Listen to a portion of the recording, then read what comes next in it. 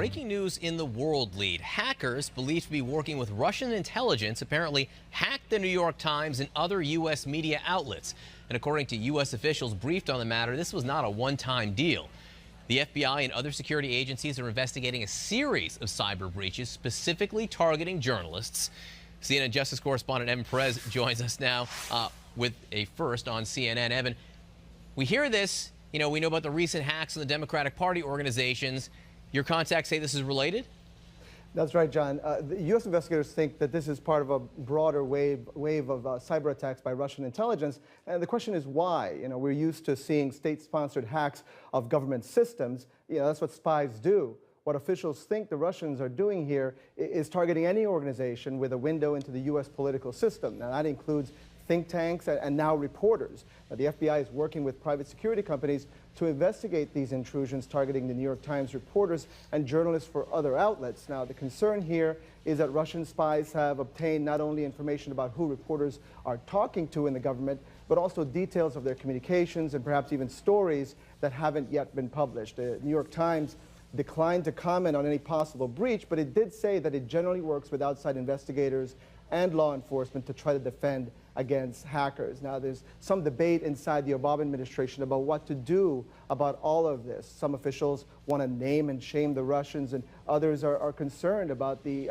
possible escalation of what's already an undeclared cyber war. And that's not just my language, John, but also the language of the head of the Director of National Intelligence, who says that's exactly what's happening here. A cyber war. All right, Evan Perez, thanks so much. Thanks. Want to bring in Hemu Nigam. He is a former computer crimes prosecutor who worked for the Department of Justice. And Hemu, I think it's scary to say this, but you're not surprised by this news. I'm actually not surprised at all, and I don't think any of us should be surprised by this news. Although I will tell you, because it is election season, I'm actually more surprised that people haven't noticed that this was going to happen during an election season, especially at a time when if you read the news, whether it's New York Times or other outlets, there's a clear demarcation between Donald Trump being aligned with the Russians and Hillary Clinton being seen as anti-Russian. So then, if this is Russian hackers, as is our reporting, what are they trying to do here? Are they trying to just get information, or are they trying to influence something?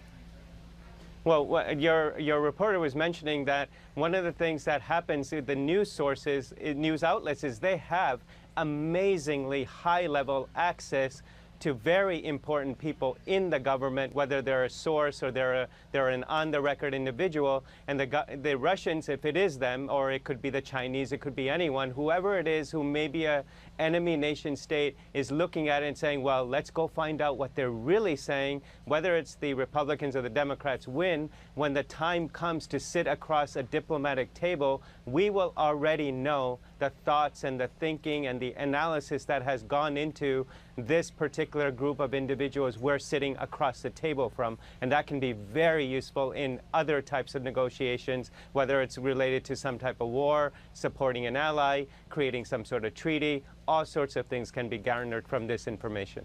So the theory is the Russians want to know things. They know reporters know things, so they go after the reporters who do know these things. Is it just the Russians who do this? Any other actors out there? No, I would actually expect every actor who's a digitally savvy actor, and I would actually even put, as much as we don't like to say it, the United States government in this same bucket, which is they need to know what's coming at them from other parts of the country, especially when there's sensitive issues being discussed. We've actually seen that disclosed in the past with the NSA and the CIA, and even with allies, we've seen it happen with the U.S. government being identified as doing it. So I would actually look at this and say, hey, it's not only the Russians, it's the U.S., it's other foreign governments and agencies. This is the digital Cold War. People like to say there's no more Cold War. The reality is it's a silent digital Cold War until somebody says, I think I got hacked, and an investigation happens. All right, Hemu Nigam, I'm going to go change my password. Thanks so much.